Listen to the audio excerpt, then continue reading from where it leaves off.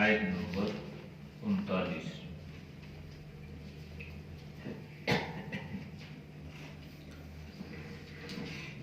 اعوذ باللہ من الشیطان الرجیم، بسم اللہ الرحمن الرحیم۔ یا صاحبی السجن أأرباب متفرقون خیر ام اللہ الواحد القہار، ما تعبدون من دونه إلا أسماء سميتموها أنتم وآباؤكم ما أنزل الله بها من سلطان، إن الحكم إلا لله أمر ألا تعبدوا إلا إياه، ذلك الدين القيم ولكن أكثر الناس لا يعلمون۔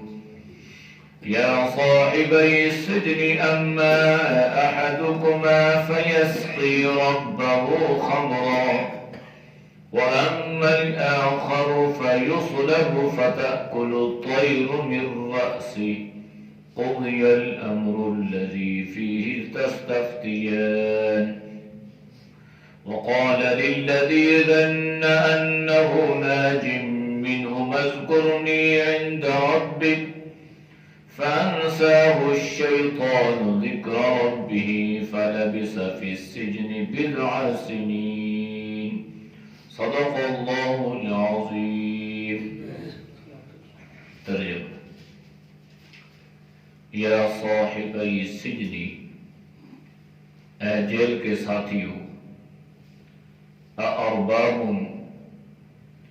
کیا رب، متفرقون، جدا جدا، خیر، بہتر ہیں، ام، یا، اللہ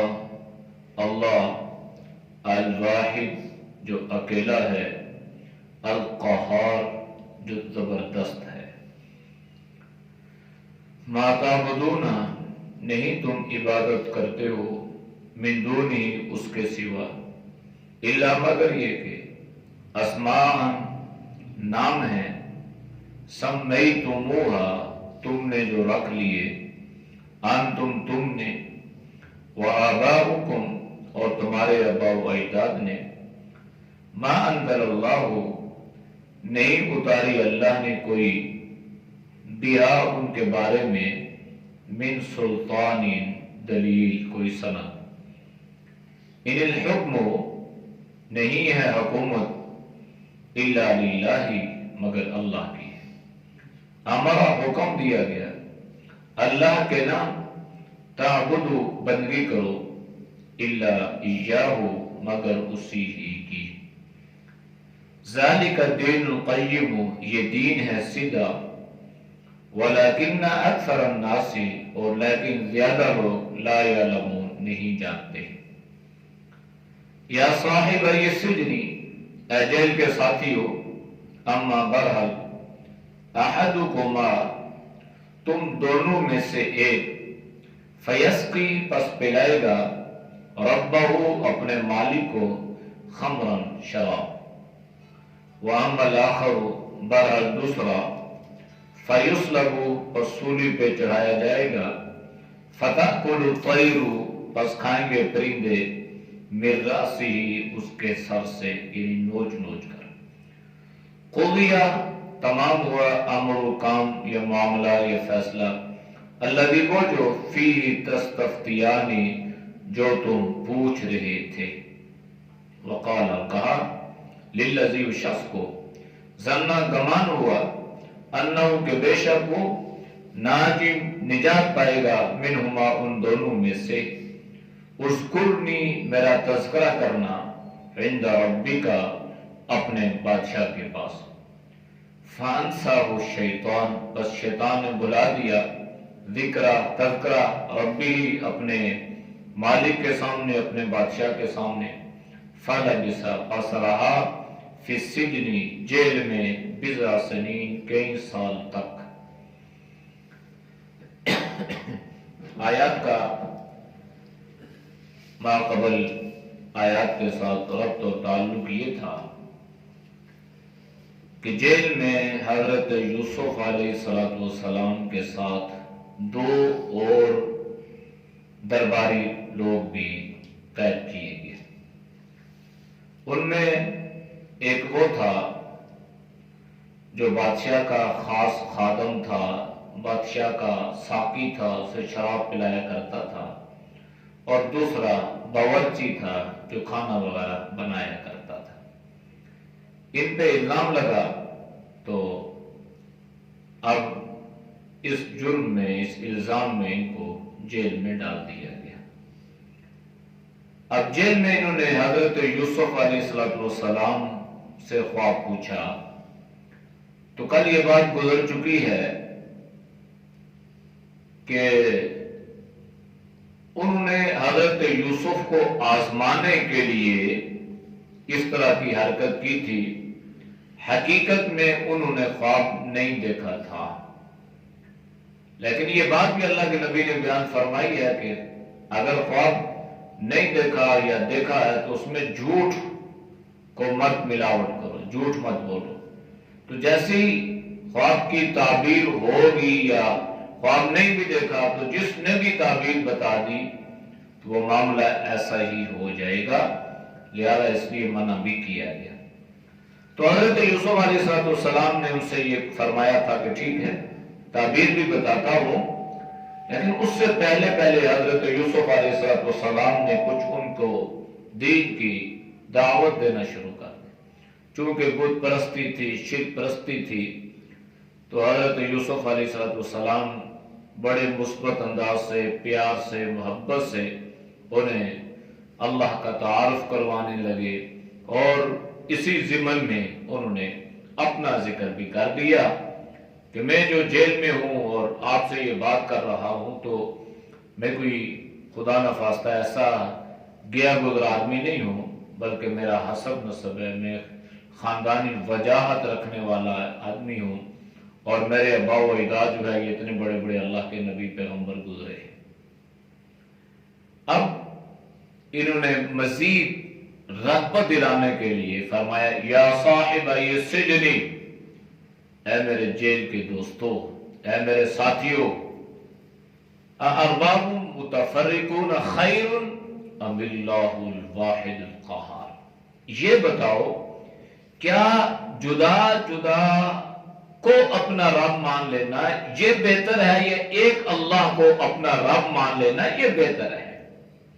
یعنی انداز آپ نے یہ اپنایا کہ حکم نہیں ٹھونسا کہ یہ نہیں ہے جی کوئی اللہ نہیں ہے، کوئی الہ نہیں ہے، بس اللہ، بلکہ ان کی ذہن سازی کی اور اسی انداز سے ان سے یہ پوچھا کہ یہ بتاؤ کہ یہ تم جو جدا جدا الگ الگ متفرق تم نے ارباب، رب کی جمع ہے، یہ تم نے رب مان لیے ہیں، کسی کو تم نے کس کا رب مان لیا، کسی کو کس کا الہ مان لیا، کسی کو کس کا، تو یہ جو تم نے نام ان کو دے دیے ہیں یہ تمہارے لیے زیادہ بہتر ہے ام اللہ الواحد القہار، یا اللہ جو ہے یہ بہتر ہے جو اکیلا بھی ہے اور اللہ قوت والا بھی ہے، اللہ زبردست بھی ہے.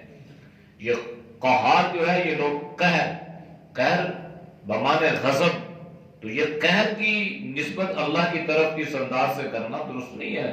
اللہ زبردست ہے، زبردست طاقت والا ہے، زبردست قوت والا ہے. تو حضرت یوسف علیہ السلام نے اس انداز سے ان کے سامنے یہ سوال کیا، ان سے پوچھا. پھر کہنے لگے ما تعبدون من دونہ الا اسماء سمیتها انتم وآباؤکم، تم نہیں پوچھتے اس اللہ کے علاوہ مگر تم کیا کرتے ہو، اسمان، تم ناموں کو پوج رہے ہو. اور یہ جو نام ہے سمیتموها انتم وآباؤکم، یہ نام بھی اللہ کی طرف سے نہیں ہے بلکہ یہ نام بھی آپ نے خود تجویز کر لی ہے. بھئی ایک بت سامنے رکھ دیا نا، ایک مورتی بنائی تو اس کا نام رکھ دیا کہ یہ فلاں ہے، یہ ہماری جو ہے، یہ ہم اس کی پوجا کرتے ہیں، پرستش کرتے ہیں، یہ بچے دینے والی ہے، یہ بچیاں دینے والی ہے، یہ بارش برسانے والی ہے، یہ تو اب انہوں نے اس کے نام رکھ لیے۔ یا اگر وہ جانوروں کی عبادت یا جانوروں کو اپنا الہ مانتے ہیں تو ان کے بھی نام رکھ دیے گئے، جیسے سورۃ الانعام میں گزر چکا ہے۔ تو حضرت یوسف نے فرمایا کہ دیکھو، یہ جو تم اس طرح کے نام رکھے ہیں اور تم نے رکھ لیے، تمہارے آباء و اجداد نے رکھ لیے ہیں، اور تم اللہ کے علاوہ ان کی پرستش اور ان کی عبادت اور بندگی کرتے ہو، ما انزل اللہ بہا من سلطان، کیا اللہ نے اس کی کوئی سند اتاری ہے؟ کیا تمہارے پاس اس کی کوئی دلیل ہے؟ یعنی تمہارے پاس اس کی کوئی دلیل نہیں ہے، اور دلیل وہ ہوتی ہے جو اللہ کا حکم ہو، یہ دلیل۔ اور دنیا کے جتنے بھی احکامات ہیں تو یہ دلائل کی بنیاد پہ قائم ہے، اور بغیر دلیل کے بات کرنا یا بغیر دلیل کے کسی قسم کا کوئی دعویٰ کرنا، اس کی کوئی حیثیت نہیں ہوتی۔ ہر مسئلے میں، ہر معاملے میں انسان کے پاس اتنا علم ہو، یا کم از کم اس کے پاس اتنا اس کا مطالعہ ہو کہ وہ اس پر قرآن یا سنت کی کوئی دلیل پیش کر سکے۔ اور ہمارے یہاں تو آسان سی بات یہ ہے کہ صرف اتنا کہہ دینا ہی کافی ہے کہ یہ جو بات ہے، یہ جو مسئلہ ہے، یہ جو معاملہ کیا ہے، یہ جو آپ کے ہاں یہ جو رواج ہم نے دیکھا ہے، کیا قرآن و سنت میں اس کا کوئی ثبوت ہے یا نہیں ہے؟ بس آسان سی بات ہے۔ اب اپنی طرف سے کوئی لاجک، کوئی دلائل پیش کرنا، یہ دلیل نہیں ہے۔ دلیل وہ ہوتی ہے جو قرآن و سنت سے ثابت ہو، اور شریعت کے ماخذ جو ہیں یہ چار ہیں، یہ بھی ذہن میں رکھنا۔ پہلا نمبر قرآن ہے، دوسرا نمبر سنت نبی صلی اللہ علیہ وسلم ہے، اور تیسرا نمبر اجماع ہے، اور چوتھا نمبر قیاس ہے۔ یہ فقہاء نے شریعت کے چار مواخذ بیان فرمائے ہیں کہ سب سے پہلے بات مسائل جو قرآن سے ثابت ہے۔ جب بات قرآن سے ثابت ہو گئی تو پھر ادھر آنے کی ضرورت نہیں ہے۔ پھر بات چیزیں ایسی ہیں جو قرآن میں نہیں، حدیث سے ثابت ہے۔ تو جب بات حدیث سے ثابت ہو گئی تو تیسرے اور چوتھے نمبر پہ آنے کی ضرورت نہیں ہے۔ اور بات چیزیں ایسی بھی ہیں جو قرآن و سنت میں نہیں ہے، تو اس کے لیے دیکھنا پڑے گا کہ اس مسئلے میں علماء امت کا جو اجماع ہے یا نہیں ہے۔ اور چوتھی بات جو ہے وہ قیاس ہے۔ قیاس کو بھی ایک شرعی اہمیت دی گئی ہے، اس لیے کہ بہت سارے معاملات ایسے ہیں کہ جو انسان کی ذات تک محدود ہوتے ہیں، قرآن و سنت میں وہ معاملات نہیں ہیں یا وہ مسائل نہیں ہیں۔ مثال کے طور پہ دو بہنیں ہیں، ایک کی شادی ہو گئی، مہر مقرر ہو گیا، دوسری کا نکاح ہو رہا ہے، مہر مقرر نہیں ہوا، ذکر نہیں ہوا، تذکرہ نہیں ہوا۔ نکاح تو ہو گیا، لیکن اب یہ اعتراض اٹھا کہ بھائی نکاح کے وقت ایجاب و قبول کے بعد یا فوراً بعد یا پہلے مہر کا ذکر تو ہوا نہیں ہے، لہذا لڑکے والے کہیں جی اتنا مہر اور لڑکی والے کہیں جی اتنا مہر۔ اب جھگڑا پیدا ہو گیا، تو اس جھگڑے کو ختم کرنے کے لیے چوتھا نمبر قیاس ہے کہ بھائی قیاس کرو کہ اس کی جو بہن تھی یا اس کا جو بھائی تھا اس کا کتنا مہر مقرر ہوا تھا، جتنا مہر اس کا مقرر ہوا تھا اتنا مہر اس کا مقرر ہو جائے، لڑائی جھگڑا ختم۔ تو اس طرح کے کئی ایسے مسائل ہیں جو قیاس سے ثابت ہو جاتے ہیں۔ تو فرمایا کہ ما انزل اللہ بہا من سلطان، یہ جو تم نے نام رکھ لیے ہیں اور ان کو تم اپنا الہ مانتے ہو اور پوجا اور پرستش تم نے شروع کر دی ہے، کیا اس کی تمہارے پاس کوئی سند ہے، کوئی دلیل ہے؟ نہیں۔ اور یہ بھی یاد رکھو، ان الحکم الا للہ، حکم جو ہے، آرڈر جو ہے، حکومت جو ہے، یہ اللہ کی ہے بس۔ اس زمین پر جب اللہ کی حکومت قائم ہو جائے گی تو پھر یاد رکھیے گا ساری دنیا امن کا گہوارہ بن جائے گی. اور اللہ کی حکومت قائم ہونے سے مراد یہ ہے کہ اللہ کا نظام قائم ہو جائے، قرآن و سنت کی بالادستی ہو جائے. اس لیے ان الحکم الا للہ، حکومت اللہ کی ہے، آرڈر اللہ کا ہے، امر اللہ کا ہے. اور اس حکومت کو، اس نظام کو قائم کرنے کے لیے ہر مسلمان نے اپنا کردار ادا کرنا ہوتا ہے. یہ جو ہم سارے الزامات لگانا شروع کر دیتے ہیں نا، فلاں ایسا اور فلاں ڈاکو اور فلاں چور اور فلاں ایسا، تو سوال یہ پیدا ہوا کہ اس میں ہمارا کتنا کردار ہے؟ ان کے روکنے میں یا ان کے بنانے میں، اس حکومت کے بنانے میں، اس نظام کو قائم کرنے میں ہمارا کوئی کردار ہے یا نہیں ہے؟ تو اس لیے اللہ کے نظام کی بالادستی، قرآن و سنت کی بالادستی اور نظام مصطفیٰ صلی اللہ علیہ وسلم کی بالادستی، اس کے لیے ضروری ہے کہ ایسا نظام قائم کرنے والوں کا ساتھ دیا جائے جو اس نظام کو جانتے ہوں. تو پتہ ہو کہ بھائی یہ نظام ہے اور ہم نے اس نظام کو یوں بنانا ہے، اور نظام مصطفیٰ یہ ہے، اور اللہ کی حکومت یہ ہے، اور اللہ کے قوانین یہ ہیں، اور ہم نے اللہ کے قوانین کو اس دنیا میں قائم کرنا ہے.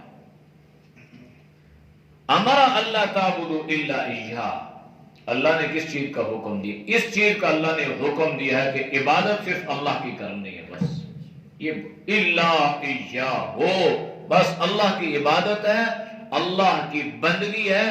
اور ایہو میں سب کی نفی ہے کہ اللہ کی غیر کی پرستش اور بندگی نہیں کرنی. اللہ اس میں بڑا حساس ہے، یہ ذہن میں رکھنا. اللہ کو جتنی غیرت اس معاملے میں ہے نا، اتنی بندہ سوچ نہیں سکتا کہ اللہ اس معاملے میں کتنا حساس اور کتنا غیرت مند ہے کہ اللہ اپنا پارٹنر، اپنا حصے دار، اپنا شریک، یہ اللہ کو برداشت نہیں ہے. اس لیے قرآن میں اللہ نے فرمایا اِنَّهُ مَن يُشْرِكْ بِاللَّهِ فَقَدْ حَرَّمَ اللَّهُ عَلَيْهِ الْجَنَّةَ، جس نے اللہ کے ساتھ اللہ کے غیر کو شریک کر لیا. اچھا، اللہ بھی مدد کرتا ہے، یہ بھی مدد کرتا ہے، یہ بھی مددگار ہے، اللہ بھی مشکل کشا ہے، یہ بھی مشکل کشا ہے، اللہ بھی حاجت روا ہے، یہ بھی حاجت روا ہے. جب بات بھی کی آ گئی نا، تو پھر یاد رکھیے اللہ نے قرآن میں فرمایا اس نے اللہ کے غیر کو اللہ کے ساتھ شریک کر لیا تو اس کا نقصان کیا ہوا؟ فَقَدْ حَرَّمَ اللَّهُ عَلَيْهِ الْجَنَّةَ، اللہ نے جنت کو اس پر حرام کر دیا. یعنی یہ سب سے زیادہ حساس معاملہ یہ ہے. اب یہ عقیدہ ہے نا، یہ عقائد ہیں، تو بنیادی عقیدہ یہ ہے کہ ہر مسلمان اس پہ پختہ ہو جائے، اپنا یقین اور ایمان اللہ کی ذات پہ کر لے کہ اللہ ہی کے حکم سے سب کچھ ہوتا ہے. وَمَا تَسْقُطُ مِن وَرَقَةٍ إِلَّا يَعْلَمُهَا وَلَا حَبَّةٍ فِي ظُلُمَاتِ الْأَرْضِ وَلَا رَطْبٍ وَلَا يَابِسٍ إِلَّا فِي كِتَابٍ مُبِينٍ. تو یہ ایمان اور یقین ہے اور یہ عقیدہ ہے. اعمال میں جو کمزوری ہے نا، ہمارے اعمال کمزور ہیں، تو یہ اللہ برداشت کر لیتا ہے. اعمال میں کمزوری اللہ برداشت کرتا ہے، بلکہ اللہ معاف بھی کر دیتا ہے، لیکن عقائد میں کمزوری کو اللہ برداشت نہیں کرتا. اس لیے بنیادی چیز جو ہے عقیدہ ہے. تو فرمایا امر اللہ تعبدوا الا ایاہ، تم نے اللہ کی عبادت اور اللہ ہی کی بندگی کرنی ہے، اس کے علاوہ کسی اور کی عبادت نہیں کرنی. ذالک الدین القیم، یہی سیدھا دین ہے، صاف دین ہے. اللہ نے کائنات بنائی ہے، اللہ نے تمہیں پیدا کیا ہے، اللہ نے اس نظام کو بنایا ہے، تو اس نظام کے بنانے والے کو اپنا الہ مان لو نا.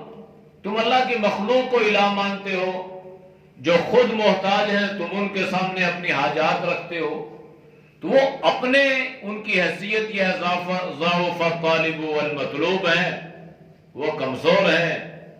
وہ صورتحال یہ ہے کہ اگر ان کے قبر پر، ان کی جسم پر اور اس بت پر یا اس جانور پر جس کو آپ نے الہ مان لیا ہے، اگر مکھی بیٹھ جائے، مچھر بیٹھ جائے تو اس کو اڑا نہیں سکتے، تو یہ آپ کی حاجات اور آپ کی مشکلات کو کیسے پورا کریں گے؟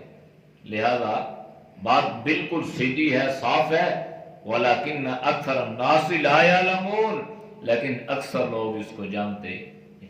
اور آج بھی ایسا ہی ہے، یعنی اگر آپ سروے کریں، آپ لوگوں کے عقائد کا مطالعہ کریں یا اس کا مشاہدہ کریں، تو آج بھی اکثر لوگ عقائد کے اعتبار سے گمراہی کا شکار ہیں۔ مسلمان ہیں، کلمہ بھی پڑھتے ہیں، نمازیں بھی پڑھتے ہیں، صوم و صلاۃ کے پابند بھی ہیں، کئی تو جہالت کی بنیاد پر اور کئی ضد اور عداوت کی بنیاد پر، لیکن نقصان اپنا ہے، کسی کا نقصان نہیں ہے۔ اس لیے بہرحال اپنا عقیدہ اور نظریہ جو ہے اس کو مضبوط رکھنا ہے۔ اب بات تو چلی تھی خواب کی، پوچھی تو تعبیر تھی۔ اب حضرت یوسف علیہ السلام نے موقع کو غنیمت جانا اور ان کو وعظ و نصیحت شروع کر دی۔ تعبیر بھی بتاتا ہوں، لیکن ساتھ ساتھ انہوں نے سمجھانا بھی شروع کر دیا کہ یہ جو نصیحت ہے یہ انسان کو بہت فائدہ دیتی ہے۔ اب حضرت یوسف اپنے مقصد کی طرف آئے اور فرمایا، دیکھو یا صاحب سجنی، اے میرے جیل کے ساتھیو، اما احدکما فیسقی ربہ خمرا، تم میں سے بہرحال ایک آدمی ایسا ہے کہ جو اپنے بادشاہ کو، اپنے آقا کو شراب پلائے گا، یعنی وہ دوبارہ اپنی ذمہ داری پر، اپنی ڈیوٹی پر جائن ہو جائے گا۔ ایک تو یہ ہے، وَأَمَّا الْآخَرُ فَيُصْلَبُ فَتَأْكُلُ الطَّيْرُ مِنْ رَأْسِهِ، اور دوسرا یہ ہے کہ تم میں سے ایک جو ہوگا نا، اس کو سولی پہ چڑھایا جائے گا اور اس کے سر کو پرندے نوچ نوچ کر کھا جائیں گے۔ اب یہ حکمت دیکھیں کہ تعبیر، خواب جو الگ الگ بیان ہوا تھا نا، ایک نے اپنا بیان کیا، دوسرے نے اپنا بیان کیا، تو حضرت یوسف نے تعبیر ایسی دی کہ کوئی اس سے یہ نہ سمجھے کہ یہ میرے بارے میں ہے اور یہ اس کے بارے میں۔ آپ نے پھر بھی بات کو مبہم رکھا کہ جس آدمی کو میں بتا دوں کہ تمہیں پھانسی لگے گی، تمہیں سولی پہ چڑھایا جائے گا، وہ تو پتہ نہیں کب چڑھایا جائے گا، یہ تو پہلے ہی مر جائے گا، ٹھیک ہے نا۔ اگر آدمی کو پتہ چل جائے بھئی کل آپ کو پھانسی ہے، کل آپ کو سولی پہ چڑھایا جائے گا یا کل آپ کو مار دیا جائے گا، تو انسان خوف سے ہی مر جائے گا۔ اکثر ایسا بھی ہوتا ہے۔ تو اس لیے حضرت یوسف نے اس بات کو مبہم رکھا اور بتا تو دیا کہ بھائی یہ معاملات ہوں گے، ایک چلا جائے گا، ایک کو پھانسی ہو جائے گی۔ بعض مفسرین نے لکھا ہے نا کہ جب یہ بات حضرت یوسف نے بتائی نا، تو ان لوگوں نے تو کہا تھا کہ بھائی ہم نے تو خواب دیکھا نہیں، ہم نے تو ویسے کیا تھا، ہم تو آپ سے جھوٹ بول رہے تھے۔ تو حضرت یوسف نے فرمایا کہ سچ بول رہے تھے یا جھوٹ بول رہے تھے، مجھے اس کی حقیقت کا علم ہی ہے۔ جو آپ نے پوچھا میں نے بتا دیا، اب جو میں نے بتا دیا معاملہ ویسے ہی ہوگا۔ قضی الامر الذی، اب تمہارے اس کام کا فیصلہ ہو جائے گا، الذی تستفتیان، تم میں سے جو اس کا پوچھ رہا تھا۔ اس لیے اللہ کے نبی نے منع کیا کہ جھوٹ نہیں بولنا، اگر خواب نہیں بھی دیکھا، جھوٹی بیان کی ہے، تو جیسی تعبیر ملی، جو معاملہ ہوا تو جو ہے وہ ایسا ہی ہو جائے گا۔ اب یہ بیچاروں کو ہاتھ پاؤں پڑ گئے، پریشان ہو گئے کہ بھائی پتہ نہیں کس کو سولی پہ چڑھایا جائے گا، شاید مجھے چڑھا دیا جائے، دوسرا سوچ رہا ہے شاید مجھے چڑھا دیا جائے۔ تو اب یہ فرمایا نہیں، اب جو ہو گیا سو ہو گیا۔ اور ہاں ایک بات یہ بھی ذہن میں رکھنا، وقال للذی، اور کہا وہ شخص سے، ظن انہ ناج منہما، جس کے بارے میں انہیں یہ یقین تھا کہ اس کو نجات مل جائے گی، وہ باعزت رہا ہو کے اپنی ذمہ داری پر جو ہے وہ مامور ہو جائے گا۔ تو اس سے کیا فرمایا؟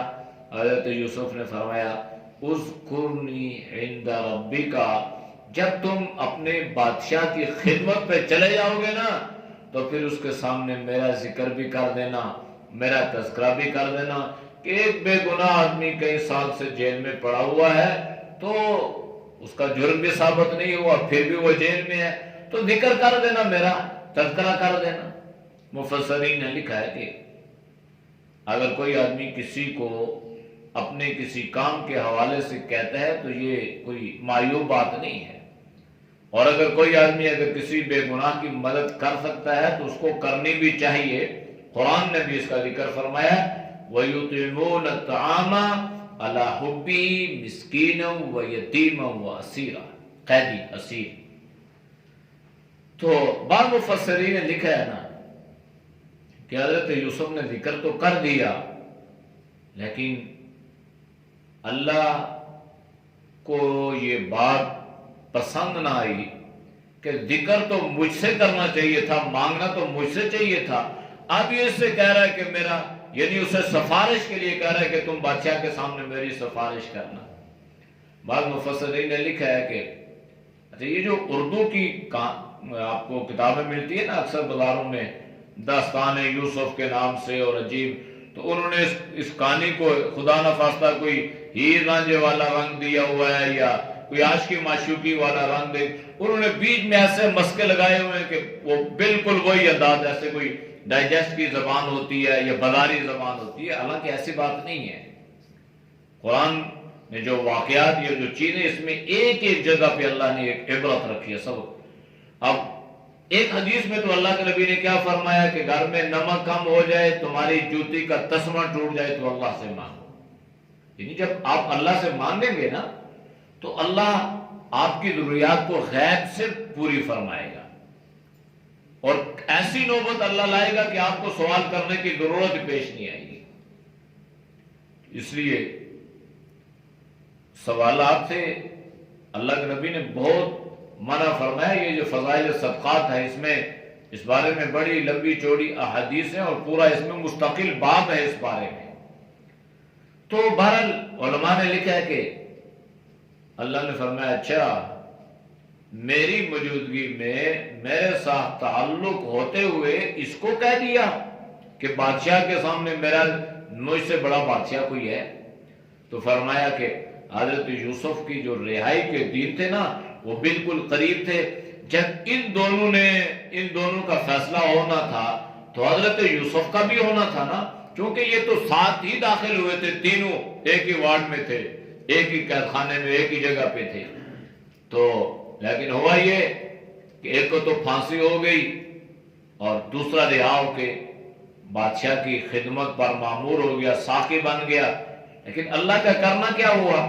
فَأَنْسَاهُ الشَّيْطَانُ ذِكْرَ رَبِّهِ، شیطان نے اس کو بلا دیا کہ ذکر نہیں کرنا بادشاہ کے سامنے، بات ہی بھول گیا، احسان فراموش کہ بھائی جیل میں ایک ساتھی ملا، اس نے بڑی خدمت کی، بڑی محبت کی، بڑا پیار دیا، بڑا اس نے ایسا کیا، تو اب چاہیے تو یہ تھا نا کہ یہ کیا کرتا، آتا اور بادشاہ کی خدمت پر جب مامور ہو گیا شراب تو کہہ دیتا بادشاہ کے سامنے کہ بادشاہ سلامت، وہاں پر ایک اس قسم کا خاص قسم کا۔ اب یہ نہیں ہے کہ بادشاہ اس کو بھول گیا ہوگا، بادشاہ کدھر یہ بات بھولنے والی ہے؟ یا عزیز مصر کی بیوی اس کو بھول گئی ہوگی، بھولے تو نہیں تھے، لیکن اپنی عزت کو بچانے کے لیے ان کو اگنور کیا ہوا تھا، نظر انداز کیا ہوا تھا، تذکرہ ہی نہیں کرتے تھے کہ کسی کو پتہ ہی نہ چلے اور بس ہماری جو ہے وہ دبدبہ اور عزت قائم رہے۔ تو یہ نقصان یہ ہوا فَلَبِثَ فِي السِّجْنِ بِضْعَ سِنِينَ کہ اللہ نے حضرت یوسف علیہ السلام کی سزا بڑھا دی، اور اس تذکرے کے بعد مفسرین نے لکھا ہے کہ حضرت یوسف 7 سال تک جیل میں رہے۔ یعنی اتنی بات بھی اللہ کو میری موجودگی میں، میرے ہوتے ہوئے غیر کے سامنے میرا تذکرہ کرنا اور یہ کہنا کہ اس کے سامنے، یہ دو باتیں اس میں بڑے پوائنٹ کی مفسرین نے لکھی ہیں کہ حضرت یعقوب سے حضرت یوسف کو جدا کیوں کیا، ایک وجہ یہ لکھی۔ دوسری یہ لکھی کہ حضرت یوسف رہا ہوتے ہوتے بالکل وہ پھر ان کی قید، جرم بھی نہیں ہے نا، یا تو جرم ثابت ہوتا تو پھر تو بندہ کہتا کہ اتنے سال قید با مشقت یا اتنے سال کس طرح، اب جرم نہیں ہے، خام خواہ ڈال دیا تھا۔ چلو یہ سال ہو گیا، اب 7 سال اس کے بعد حضرت یوسف قید میں اور تنہائی میں رہے۔ وہ جو پہلی بات ہے نا، اس میں لکھا ہے کہ ایک آدمی آیا، ایک شخص آیا حضرت یعقوب علیہ السلام کے پاس اپنی ضرورت کو لے کر۔ کوئی اس کا کام تھا، کوئی ضرورت تھی، کوئی معاملہ تھا۔ تو حضرت یعقوب علیہ السلام جو تھے وہ حضرت یوسف علیہ السلام سے پیار میں اس قدر مشغول تھے کہ انہیں اس کے آنے کا اور جانے کا گویا احساس تک نہ ہوا۔ تو اللہ کو یہ بات کہ اس بچے کی وجہ سے وہ ایک ضرورت مند آیا آپ کے پاس کہ میری آپ یہ ہیلپ کریں، میری مدد کریں، تو اس وجہ سے ہوا، لہذا اب میں اس کو آپ سے جدا کروں گا۔ تو حضرت یوسف کی جدائی کی وجہ یہ بنی، اور حضرت یوسف کی قید کی جو سزا بڑھانے کی وجہ بنی وہ یہ بنی کہ انہوں نے اس سے کہہ دیا کہ میرا ذکر بھی کرنا، اگر نہ کہتے تو جس طرح یہ رہا ہونے والے تھے اسی طرح حضرت یوسف علیہ السلام بھی رہا ہو جاتے۔ تو اس لیے اس میں سبق یہ ہے کہ حد الامکان انسان اللہ سے مانگے، اللہ سے سوال کرے، اپنی ضروریات کو اللہ کے سامنے بیان کرے، پھر اللہ تعالیٰ جس کی مدد کرنی ہوتی ہے نا تو اللہ تعالیٰ کسی کے دل میں محبت ڈال دیتا ہے، کسی کو اللہ اس کے قریب کر دیتا ہے، پھر اس سے وہ ذکر کرتا ہے، تذکرہ کر دیتا ہے، تو اللہ اس انداز سے یعنی عزت سے اللہ پھر اس کی ضرورت کو پورا فرما دیتے ہیں۔ اعوذ باللہ من الشیطان الرجیم، بسم اللہ الرحمن الرحیم، یا صاحبی السجن أأرباب متفرقون خير أم الله الواحد القهار ما تعبدون من دونه إلا أسماء سميتموها أنتم وآباؤكم ما أنزل الله بها من سلطان إن الحكم إلا لله أمر ألا تعبدوا إلا إياه ذلك الدين القيم ولكن أكثر الناس لا يعلمون يا صاحبي السجن أما أحدكما فيسقي ربه خمرا وأما الآخر فيصلب فتأكل الطير من رأسه قضي الأمر الذي فيه تستفتيان وقال للذي ظن أنه ناج منهما اذكرني عند ربك فأنساه الشيطان ذكر ربه فلبث في السجن بضع سنين صدق الله الحمد لله رب العالمين والعاقبة للمتقين والصلاة والسلام على النبي الأمي الكريم یا اللہ ہم سب کے صغیر کبیرہ گناہوں کو معاف فرما، یا اللہ گناہوں سے حفاظت فرما، یا اللہ تو ہم سب کو تقوی طہارت والی زندگی نصیب فرما، یا اللہ ہر طرح کے گناہوں سے، یا اللہ قدورتوں سے، نفرتوں سے، خباثتوں سے اللہ تو ہم سب کی حفاظت فرما، پوری امت کی حفاظت فرما، یا اللہ جتنے دوست و بزرگ یا اللہ تیری رضا کے لیے یا اللہ تیرا قرآن سنتے ہیں، تیرا کلام سنتے ہیں، اللہ اس کے اس عمل کو اپنی بارگاہ میں قبول فرما، اور یا اللہ اس کا اجر دین اور دنیا میں عطا فرما۔ یا اللہ دنیا میں صحت ایمان والی زندگی نصیب فرما، اور یا اللہ آخرت میں اپنی رضا نصیب فرما۔ جتنے مسلمان دنیا سے رخصت ہو چکے ہیں اللہ تو سب کی مغفرت فرما۔ یا اللہ چودھری نصیر صاحب کی مغفرت فرما، ان کے درجات کو بلند فرما۔ جو بیمار ہیں، گھروں میں ہیں، اسپتالوں میں ہیں، مرد ہیں، عورتیں ہیں، یا اللہ چھوٹے ہیں، بڑے ہیں، جاننے والے ہیں، جانے، یا اللہ تو سب کو اپنے فضل سے، اپنے کرم سے صحت کاملہ عاجلہ مستمرہ دائمہ نصیب فرما۔ اے اللہ ہماری دعاؤں کو اپنی بارگاہ میں قبول فرما۔ صلی اللہ تعالی علی نبی الامی وعلی آلہ وصحبہ اجمعین برحمتک یا ارحم